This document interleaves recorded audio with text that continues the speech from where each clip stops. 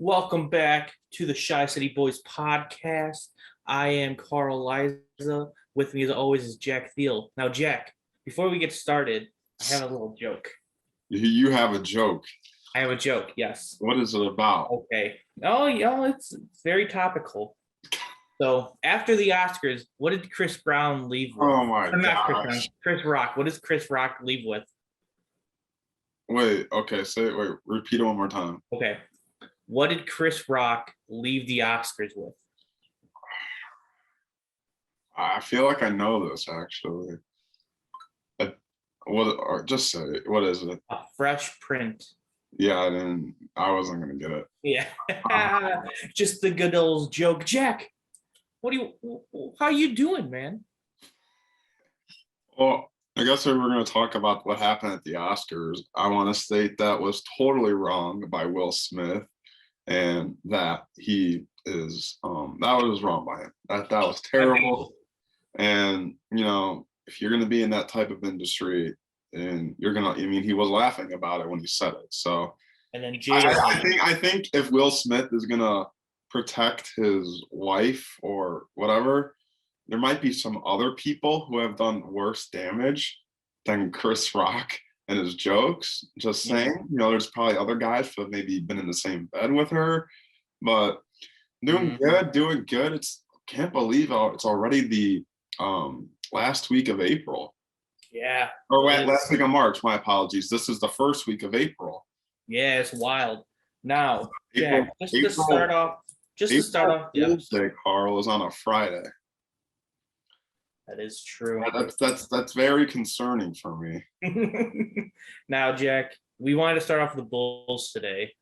So, and you said you had something to say. So, well, let's do our usual. Oh, you want to do that first? Okay. We'll talk about the past games and go into that, and then I'll end it with something to say. Okay. So since the last pod, which was Tuesday, right? Yeah, Tuesday. So they had 3 games. They lost against the Pelicans by 17. They beat the Cavs by 4. And then they lost against the Knicks yesterday by 5. So, yeah, Jack, what do you have to say? I'll let you talk. Well, going into tonight's game, they're only 1 game ahead of that play-in spot. I should say that they do own the tiebreakers over the Cavs and the Raptors. So if they do have the same record as one of those teams, they will get the better spot. But this is pathetic on the Bulls' part. We first started the show first week of January. Bulls were pretty much in first place, looked good. And I mean, not even that. You go back to the All-Star break, which was even more recent than our first show, and the Bulls were first place and at least fighting for it. And I understand like the East is very like compact and loaded this year because like I believe like through the first like 4 teams, it's only 1 game for first to fourth, and like I get that, but this is pathetic on the Bulls' part, and yeah, I get it because and here's the thing. I think people need to understand because like DeRozan was on that hot streak and the Bulls were hot, but in the first half of the season when the Bulls were still hot, DeRozan wasn't putting up 35 points a game. Now, I get it. Lonzo Ball is still out. And Lonzo Ball is a crucial part. He can play elite defense, and he's shooting a career best 40% from the three-point line. I get it. But that's still not an excuse for the way they've been playing right now. They have just – it doesn't look like they want to be there. It looks like the energy's not there because the guys are still playing decently well. Vukovic is still putting up double-doubles. LaVine and DeRozan are still putting up their 20-plus a game. Kobe White's kind of been a little inconsistent as of late. I really like to see P. Will get some more offense going just because, he needs to just step up a little bit more now that he's been back 5 games. But I look at the 2 losses, the Pelicans and the Knicks, and we said that those could be games they lose. We didn't say like, oh, that's an easy dub. Like, that's going to be it. But, like, there's a thin line between a team that sucks and a team that is good. And the Bulls are in that thin line right now. And to be honest with you, I know we'll talk about it a little more. But if the Bulls lose tonight to the Wizards, they do not deserve to make the playoffs this year after the second half they've had. Now, I get it. Like we've mentioned, Carl, this is the toughest schedule. But with that being said, the good teams beat the teams you're supposed to beat. You're supposed to beat the Pelicans. You're supposed to go without Zion. You're supposed to go in and beat the Knicks, who are struggling mightily.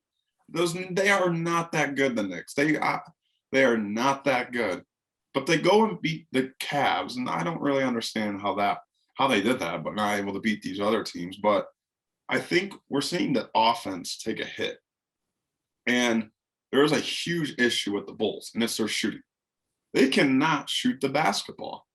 They really can't. And their two best shooters right now are Kobe White and Zach LaVine. Lonzo, obviously, one of them when he comes back. But obviously, DeRozan's not a shooter. Javonte Green's, he's from the corner. Same with Io, same with P. Will.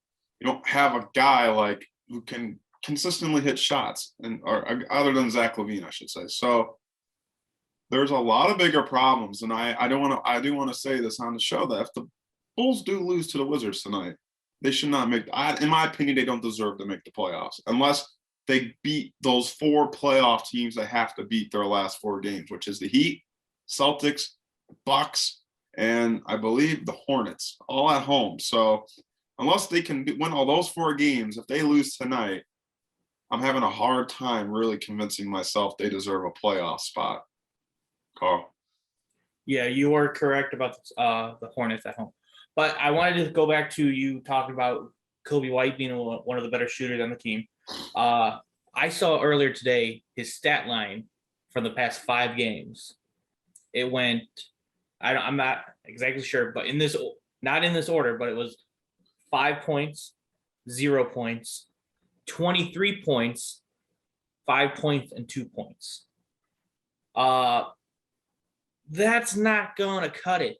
We need a guy who consistently puts up 15 points a game that's not named LaVine, DeRozan, and Vucevic. We need that spot-up shooter like Kobe White should be, but Kobe's just very inconsistent right now. And I don't know what to do about it, but I think I said this on a previous episode. Who expected the Bulls to be here? Did you expect them to be here? Did I expect them to be here? No. I understand that argument, but I know exactly what you're going to say. I know exactly what you're saying. But they're here. They've proven they can be the number 1 seed. It's not even that. Get the most that we can. It's not even that. It's the fact that how big of a downfall this is. It is. I'll give you that. It is a downfall. That was my argument, is that they have a veteran coach in Billy Donovan who's been here multiple times. Veteran guys in DeRozan, Caruso, Vucevic. I even count LaVine as a veteran because he's been with the league a couple of times. But these guys know like what's at stake. And a lot of these guys are trying to prove in their careers that A, they can win, that B, they're not done, that they have that they're still there. And that's my just biggest problem. Like I'm not saying the season's a failure, Carl, because the way the Bulls have progressed, they're ahead of schedule in terms of the process to rebuild. But I'm not saying I expected the Bulls to win it all this year.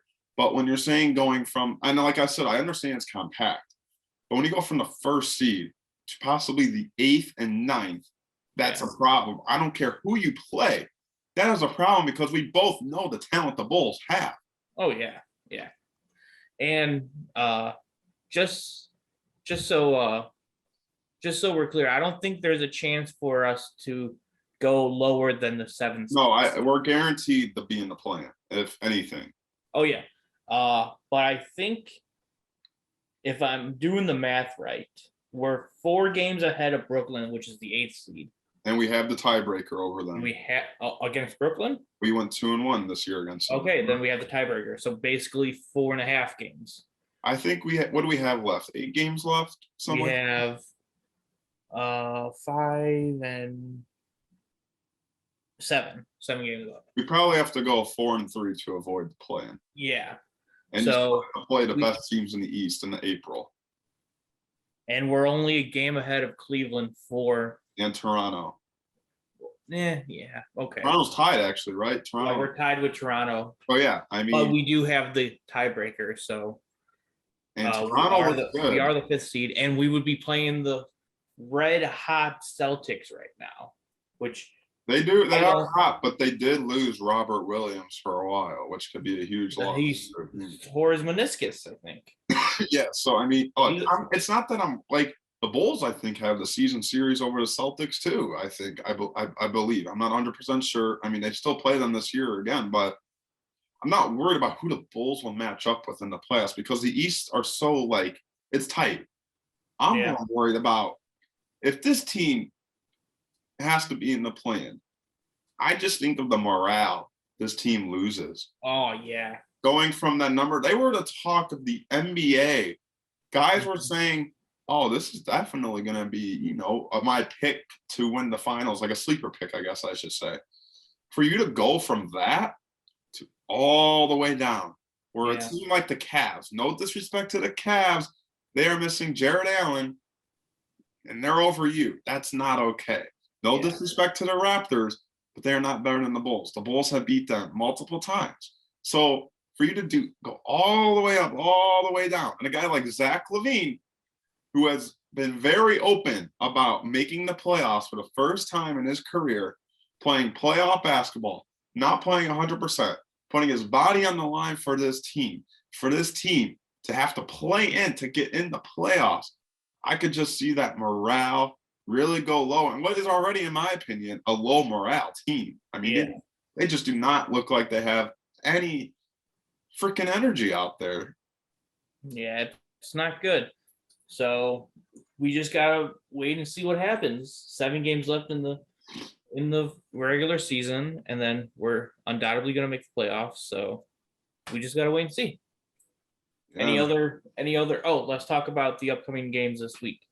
So, like you said, we have Washington. We're going to Washington tonight, and then we're back home against the Clippers on Thursday. Paul George might play in that game. Oh, he's making his today. I believe they said that. I think they play Tuesday, which is tonight, and I believe that he's going to try to make a return. I'm not 100% sure on the details of Paul George. He's expected to return tonight against bearing any setbacks, so possibly he's there against the Bulls. Yeah, and that game starts the 6-game homestand. Yeah, it's a crucial home.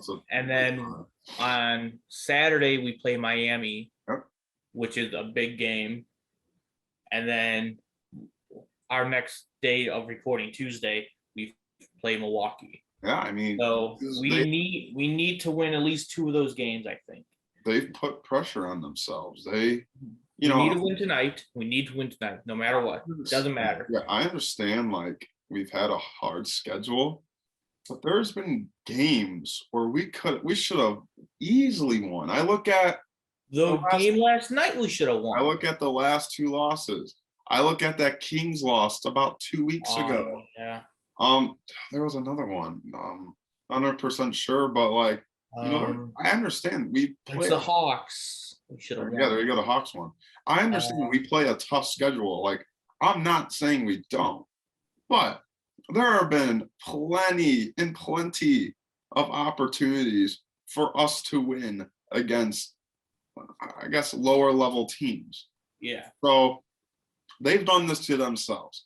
And that's their fault. And now they have to respond to it. I mean, there's a lot of bigger issues at hand, but it's crucial for this team to make the playoff. I mean, has that ever happened in NBA history? A 1 seed at one point in the season doesn't make the playoffs? Yeah, a 1 seed going into the All-Star break. A 1 seed, a team that was the number 1 seed going into the All-Star break, and at the end of the regular season was not in the playoff picture. That'd be so hard. That would be embarrassing. Yeah, I don't. And I understand the process is ahead of hand, but if the Bulls didn't make the playoffs this year, the season's a failure. Oh yeah. But So yeah. I think they've put all this pressure on them, and now they got to respond. That's point blank. That's their fault. They did this to themselves, and you just Absolutely. hope that they can have like a team. Someone needs to get their ass slapped in the face. Someone needs to get their, I don't know, someone needs to get their ass kicked in that locker room or something. I think DeMar needs to call a team meeting and say, "Hey, get your head out of your asses." I don't think it should. Let's It needs play to be, this no, game. it needs to be Levine who calls it.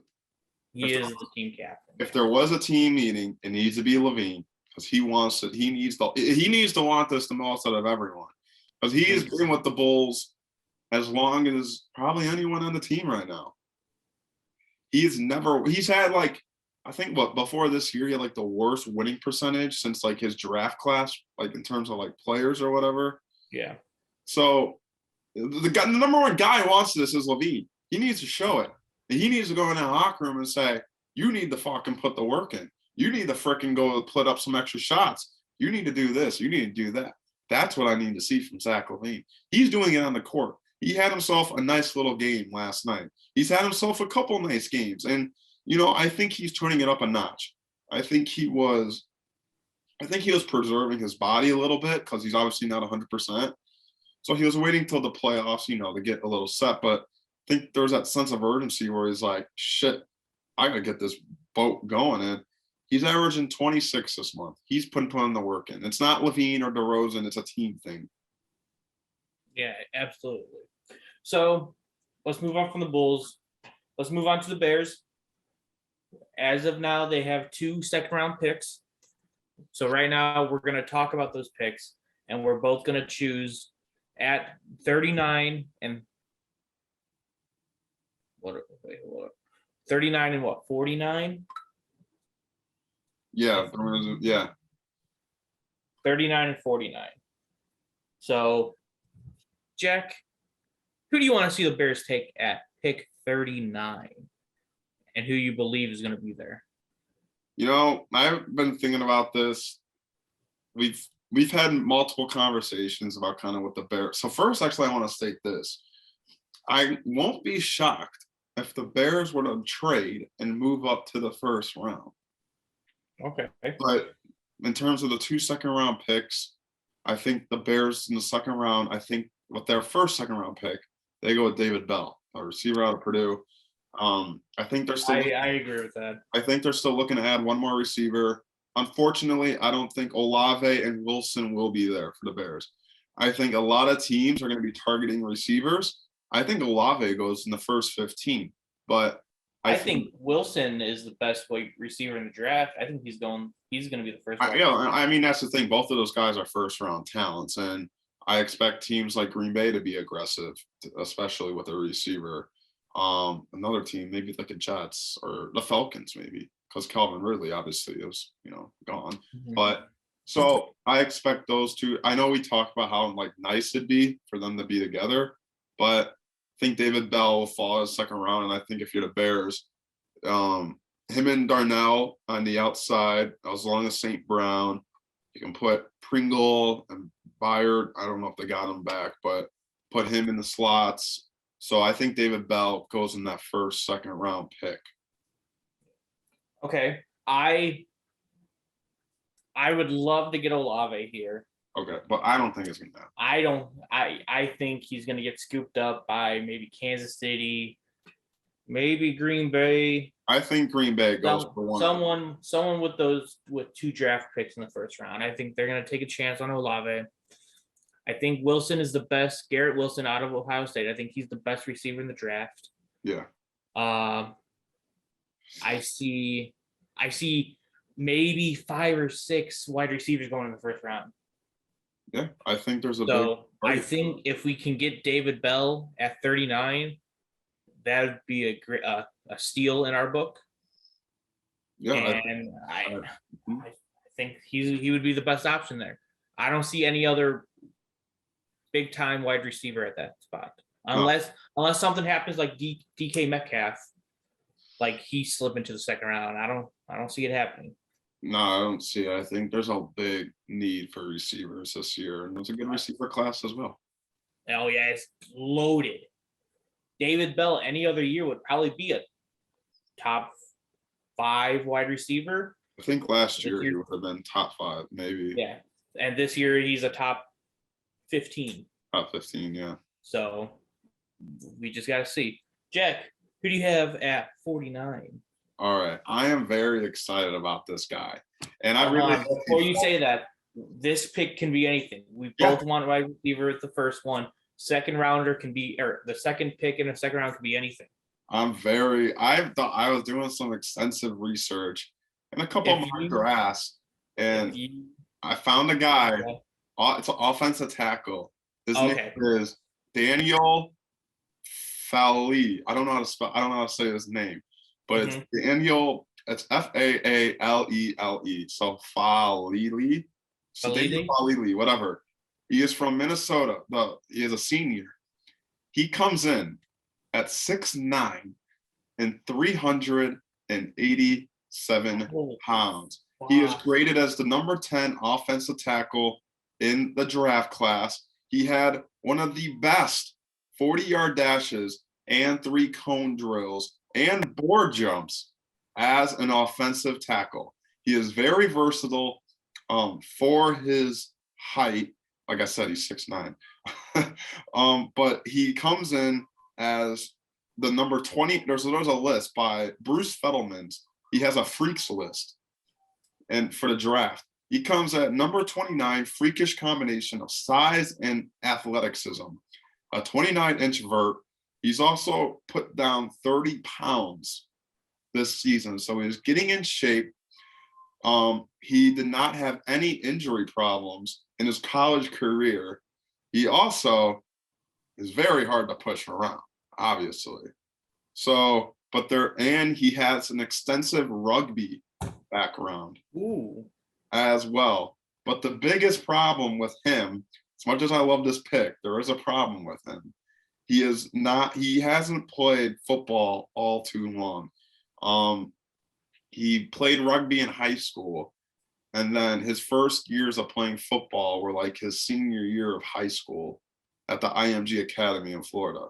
So there is a lot of learning, but if you're allowed to teach a guy who's 6'9", 370 pounds with some of the most freakish athleticism in the draft class at offensive tackle, I mean, this is your guy for Justin Fields. And I would love to see this guy picked by the Bears. Damn. Okay. Mine's gonna be on the defense. Okay. We need someone to pair up with Roquan. We need another linebacker to pair up with Roquan, and I think this guy is a perfect fit. His name is Chad Muma, out of Wyoming. He's a little short, 6'2", 240 pounds. His 40 time was 4.63, which is kind of okay for a linebacker. His vertical was 40 inches. He can jump, and he's a freak athlete. He's got a good build. He's tall, long frame with muscles. He's got good speed, can cover in space as well as attack the perimeter versus the run. Great short area flexibility and explosiveness. That's what we need. We need explosion on the defense. He's an elite tackler. He can wrap up for days. He can play tight to the D line if he needs to. But there's a couple negatives, of course. He gets a little flat-footed when it comes to man-to-man against tight ends. And then sometimes he doesn't move his hips the right way. So he kind of like gets off-putted a little. But he was also first team All Mountain West in both 2020 and 2021. So if we can get him at 49, that would be amazing. The only thing I have a problem with yours is just like the offensive line is so ass already. Yeah. You're really gonna go or wait till the 3rd round? The lineman this year is loaded, just like the wide receivers. I understand, but you're gonna have to get like. And we have to say the Bills did match the offer sheet for Ryan Bates, so we do not have Ryan Bates on the Bears I just find it a hard time the Bears not taking a offensive lineman in one of those second round picks. Eh, eh, That's It's just that's just my opinion because like I think of Ryan Poles, one thing that he has stated was that offensive line, offensive line, offensive line, and I think that it'd be really. I'm not trying to like this. I don't like your pick is all right. It's just in my personal opinion, is hard to really see this guy not take an offensive lineman in the first or the first two picks in that second round. I see what you're saying, and I don't think Muma's gonna be there at all because he's ranked 34 on the big board and linebacker 3 in the draft. So that's the only downfall of that. I don't think he'll be there, but I would love for him to be there. If he's there at 39 and there's a couple more wide receivers on the board than expected, I say you take Muma at 39 and wait for a wide receiver at 49. Now, do you think the Bears will make any types of trades? That's the thing. Because the Bears, like I know it's a new GM, but like the Bears have been always very aggressive when it comes to the draft. I mean, I think they last like how many ever picks they've had in the second round, they've traded up some way to in the first round or traded. Do you think they would do both second round picks and maybe a 5th round pick for one of Kansas City's picks? I don't know. I think it might be a little much just to move up. I do think if the Bears were to move up in the draft, it'd be for a receiver. Yeah. I think you don't really move up for an alignment. I think the guys you only move up for are quarterbacks, receivers, and honestly, some defensive guys. It really depends. So safety, maybe like a Kyle Hamilton. So I would say that if the Bears were to trade up in that first round, they're going receiver, and I think maybe that's where you see Olave or Wilson. But I think I don't think Wilson's getting out of the top 10. I don't know. That'd be tough, but I think if they look at it and they see I think if they get by pick 25 and maybe David Bell is still up there, they might possibly try and trade up if he is still up there in that late first round. Because you can trade 1 second round pick and possibly your 3rd round pick for that late first round pick, possibly. And there's some pieces the Bears in terms of players might want to trade to free up cap space as well. So yeah. I think if you get to that, 22, 23 range, you could see the Bears be like, okay, this is like our chance to get this guy. Because that's what they did with Fields. They went up. They like the teams didn't take Fields. And it was really, I think, them and like the Patriots or something like that. And they're like, we're going to jump the gun. And that's what they did. And they did that with the Trubisky years ago. But like, I think that you could possibly see that if someone they like is in that 21 to 32 range, they might trade up for that guy.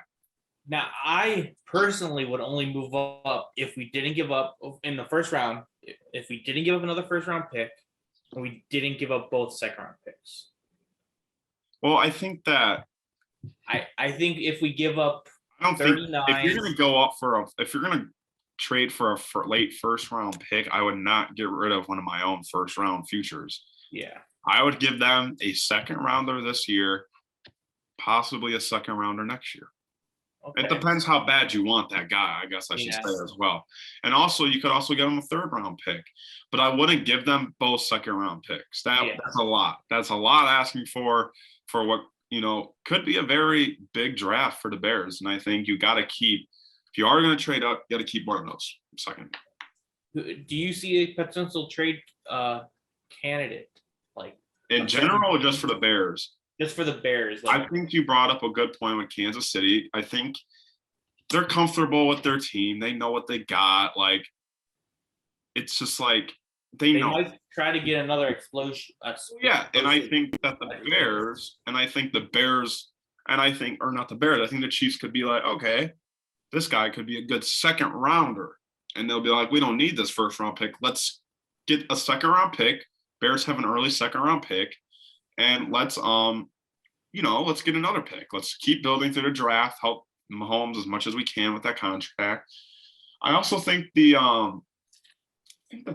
what's their name? I think the Packers could be an interesting trade partner. I really do not know where their head is at. They're obviously going to be, if they don't pick a receiver, they have really just amazed me. But that could be another team. Do they see a receiver in the second round? I think a lot of teams like to wait, but also a lot of teams like to go up for receivers. I mean, look at the whole Justin Jefferson thing. I mean, the Eagles, didn't they trade up the Eagles for Jalen Reagor, or they stayed there? No, they stayed. I'm pretty sure they stayed. Did a team trade up for a receiver in that draft? I thought someone did. No, I don't think so. My point being is like, it's more important of what these scouts have seen than because Jalen Reagor over Justin Jefferson makes no sense. I mean, and then it makes sense when the draft is going on. But if they like these guys and they say, oh, the Bears have 2 second-round picks, they're more likely to trade one of those. So I think there's a lot of suitors in that late first round the Bears could definitely have conversations with. But, I mean, this is Ryan Poles' first draft. We don't know how this is going to go. I mean, we don't know how he drafts. Look at Ryan Pace's first draft. We were totally blown out of water what the fuck he was going to do. I mean, those first couple of drafts, he did things that were unspeakable that no one would ever thought. So we don't really know he's told us the plan, but we don't know what he wants or what he likes. We don't know what he is. Yeah. We just got to wait and see what Poles decides. And hopefully it's to help Justin Fields develop. Yeah, and I think it's important to tell our viewers that we're going to finish. I want to say this too. We're going to finish the draft, the rest of the Bears mock draft next week, next Tuesday show, because the draft is next Thursday, just a heads up. And we're going to give up our mock draft of the top 10 picks in the entire draft. That's today, right? Is that today? I thought we were doing that next week. I thought we were doing that today. Oh my gosh. We can do it. But I have a list prepared already. Okay. I do want to say something before we move on to the mock draft. All right, Carl. People are saying, oh, Justin Fields isn't good. He's not going to show anything. They don't have a franchise quarterback. How long have the Bears been a franchise? 102, 103 years? We haven't had a franchise quarterback, Jack.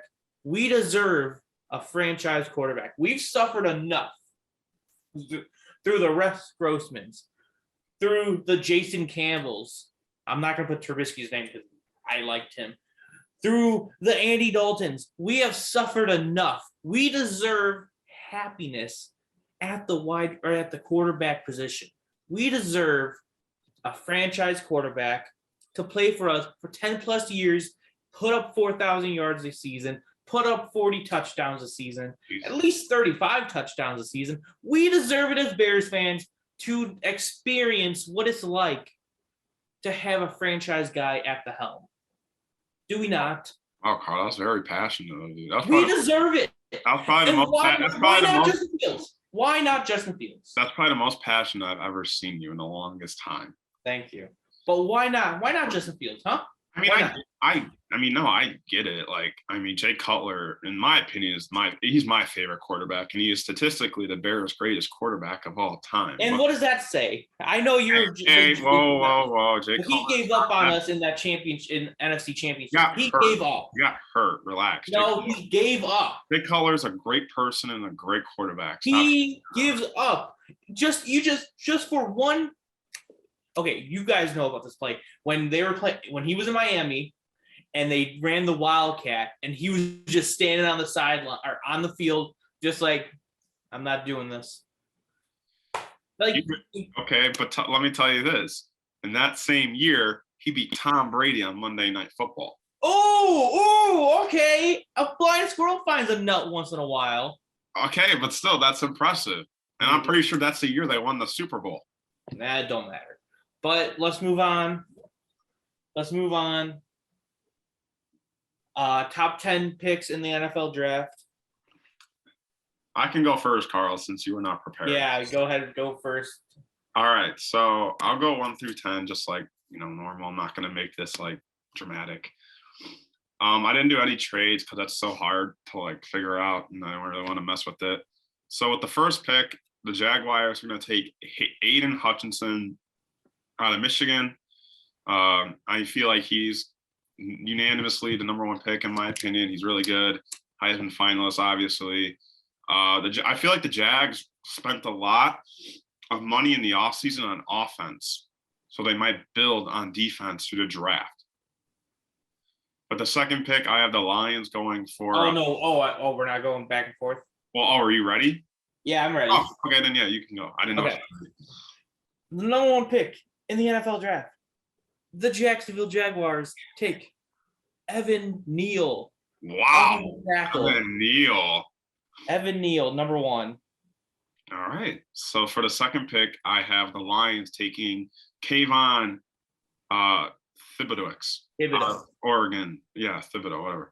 I think that the Lions kind of like the offensive set they have. They have a young and learning defense, and their coach, Dan Campbell, I think he's a defensive guy. I think he's going to want to go for him.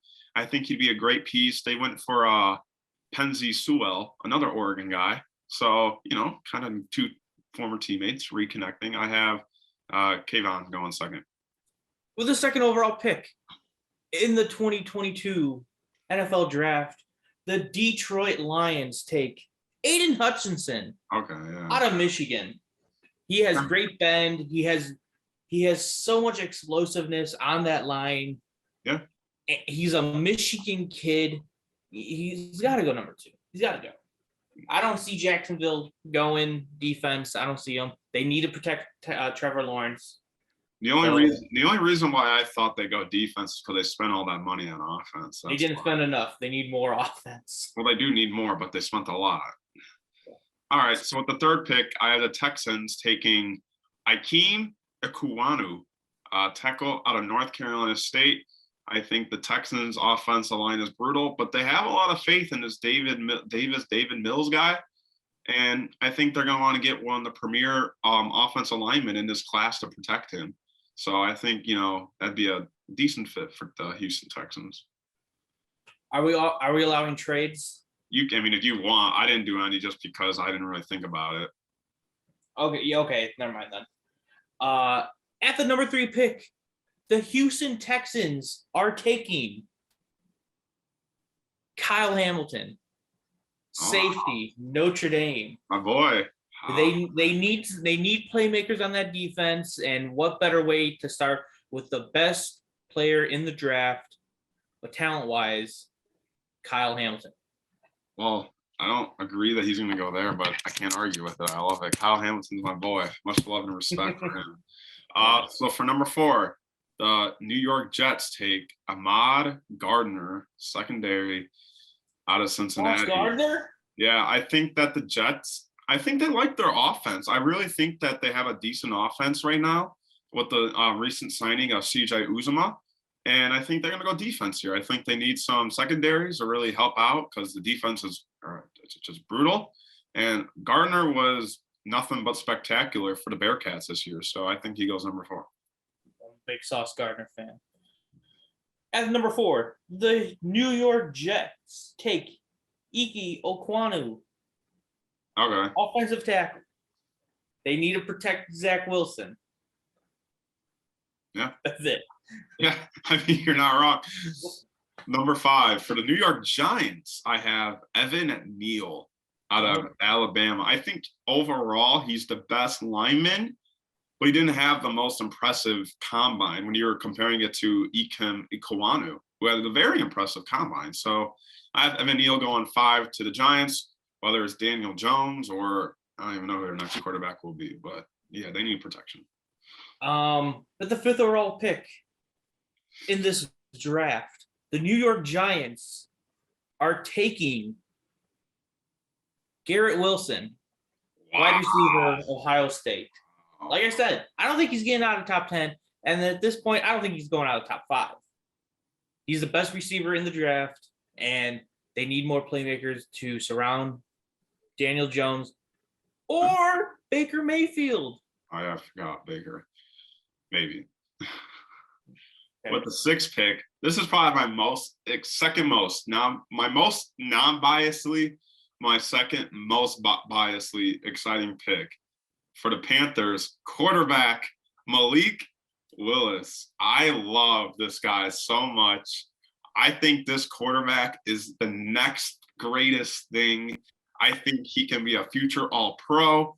I think if he were to go to Carolina, he'd have a perfect team around him that where he can really succeed his rookie year. He is my pick to be the rookie of the year. I got Malik Willis going 6 to the Panthers. And why would you want Mr. Mono, Sam Darnold, as your quarterback when you can have a guy like Willis?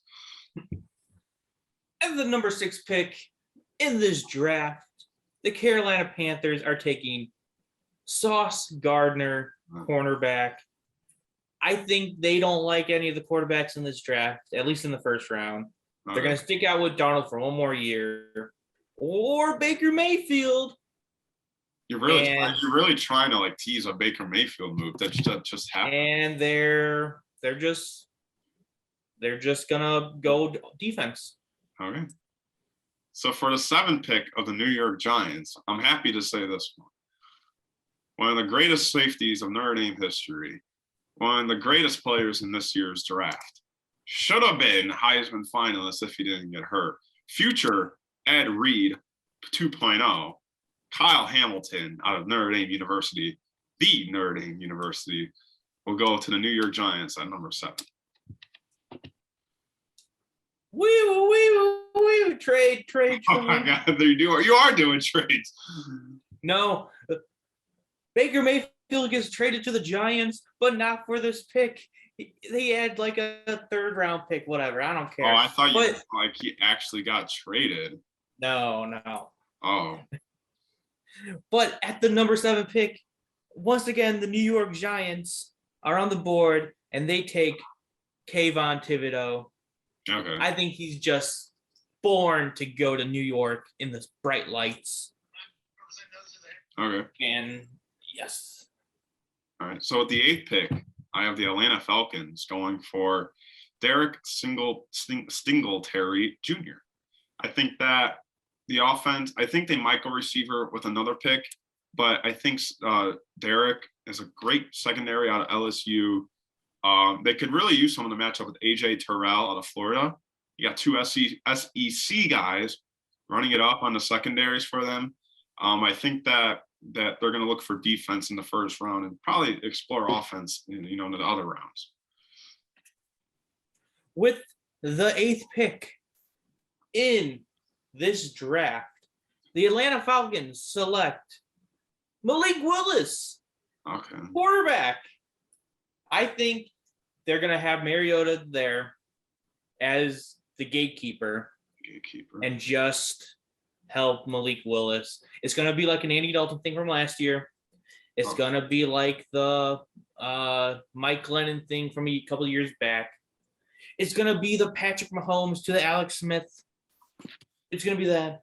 Marcus Mariota is not going to be the starter for the whole year. As soon as Malik Willis is ready, he's taking the helm. Speaking of Andy Dalton, just signed to the New Orleans Saints. And indeed, 1 year, $6 million, up to $9 million. Congrats to him. So with the 9th pick, I had the Seattle Seahawks taking Charles Cross, tackle out of Mississippi State. I think they do believe in Drew Lock. I really do. And I thought about them taking a quarterback, and if anything, it would have been Sam Howell. But like, I thought about it, and I was like, they really need help. And I think they like Drew Lock, and I think that they are gonna get someone to protect him. And Charles Cross would be, in my opinion, a good 9th pick for them. And who knows, they might have more picks if they were to trade guys like DK and Lockett. With the 9th pick in this year's draft, the Seattle Seahawks take Kenny Pickett. Wow. Quarterback. You like quarterbacks. That's only the second one. Yeah, exactly. I don't think they like Drew Lock enough. Okay. That's basically it. They're going to start with Drew Lock. they're going to go to Kenny Pickett throughout the season. All right. The 10th and final pick of our top 10 mock draft, I have the Jets taking Travon Walker, defensive end out of Georgia. He had a spectacular combine day. A lot of people have actually had him in the top 5.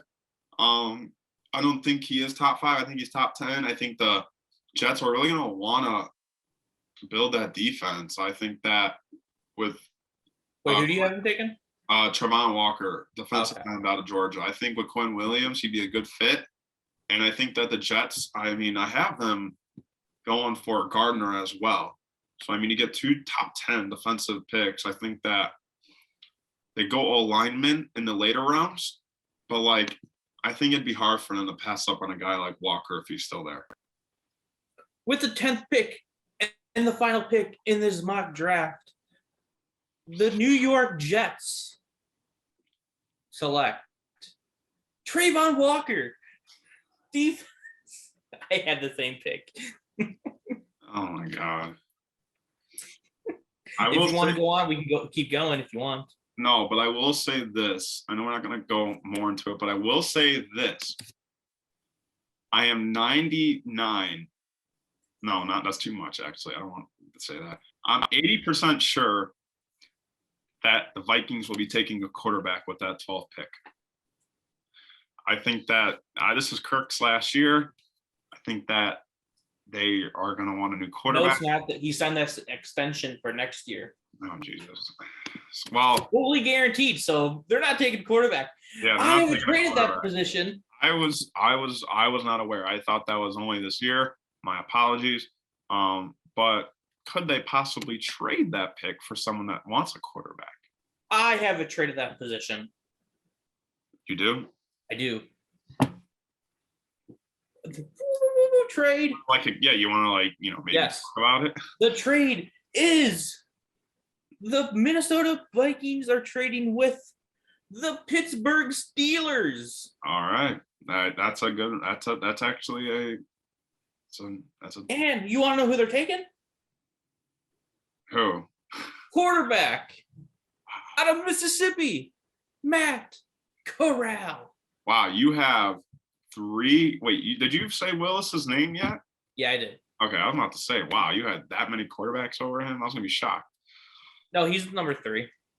Okay, I think Desmond Ridder is gonna fall all the way to pick 32 to the Lions.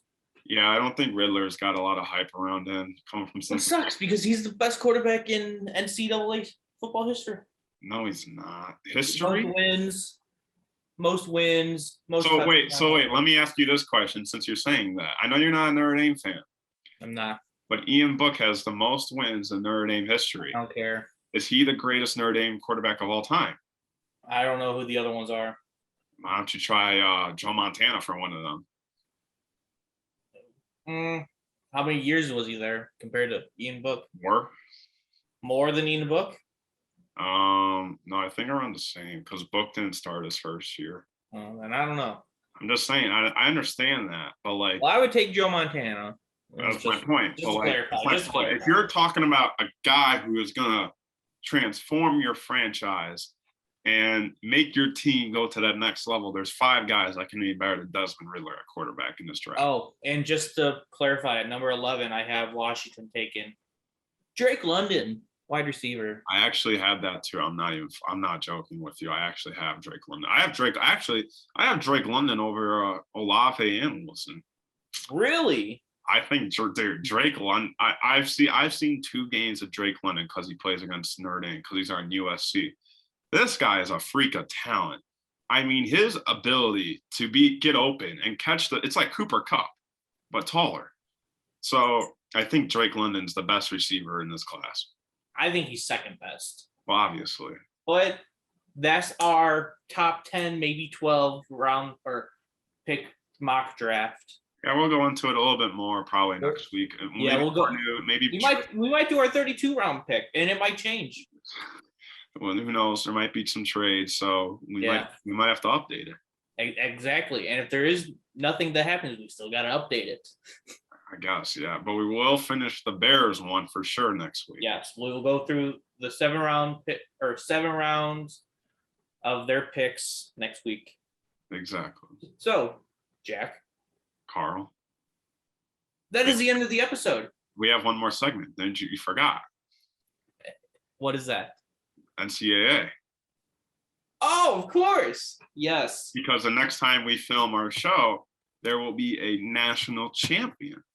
Yes, because we are in the Final Four right now. That's on Saturday. And then the game is on Monday. There you go. The games are number 1 seeded Kansas versus number 2 seed Villanova. And then number 2 seed Duke, right? Yes. Against number 4 seed No. number 5 seed. No. 3, No. 8. Yep. 8 seed North Carolina. There you go. First time in NCAA men's tournament history, Duke and North Carolina are playing each other, and it's the chance to go to the finals. Jack, who do you have in these 2 games? Well, I'm very depressed that St. Peter's did not win. Very upset. Very upset. I hate North Carolina. You're going to have history no matter what. I really wanted St. Peter's to end Coach K's career. That would have been the most amazing thing. But I gotta take Duke on this one. I am convinced this tournament's a little bit rigged for Duke at the moment, but I gotta take Duke. They're the better team, 1 through 5. They have the best player in the country, one of the best players, Paolo Bancaro. Just a sort of sensational talent. Coach K obviously has been here. Hubert Davis is his first year as the head coach. I think North Carolina had a nice run, but I think Duke's got this one. And on the other side, I think Kansas is going to kill Villanova. Unfortunately, Villanova lost Justin Moore for the year, tore his ACL in the second to last play against Houston. For the users who don't know, he was the second best player on Villanova. And for a team that doesn't generate a lot of offense, they lost their second best scorer. And Kansas, there are a bunch of men on that team. They are men, they are big, they are fast, they are physical. They have the best 6th man of the year in Remy Martin. They have the best probably big man in the country in David McCormack. And they have Obiaji, one of the best guards in the country. This team is so good. And I guess I'll just say it overall that I got Kansas winning it all.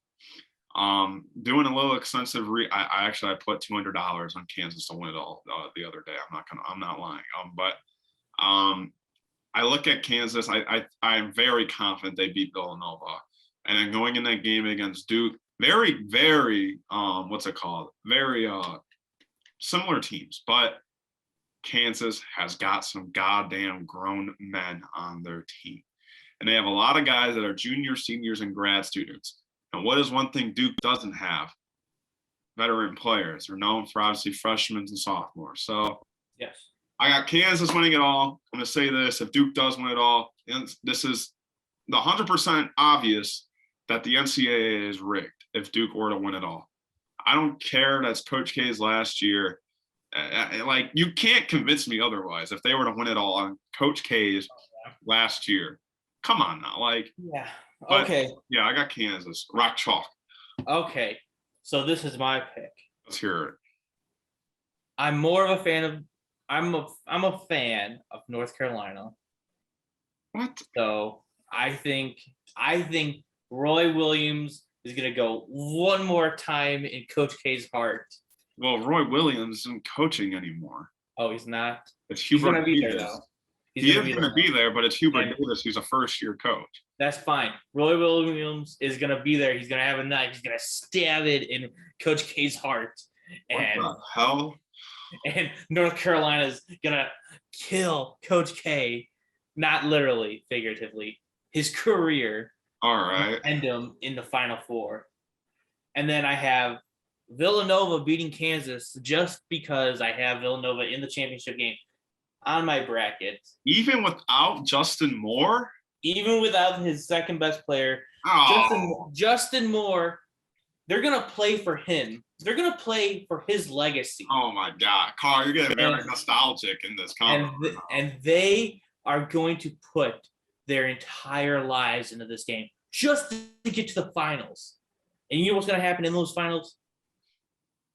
North Carolina is gonna stab him in the heart, just like they did to Coach K. And North Carolina is winning the NCAA tournament. Yes. Wow. I see. I left you speechless. So Yeah. that'll wrap things up for us here at the Shy City Boys. That's yeah, wow. Before you can say another word, I'm Carl Liza. Of course, that's Jack Thiel. Hey, go USA Soccer. Qualify for the World Cup tonight. We'll see you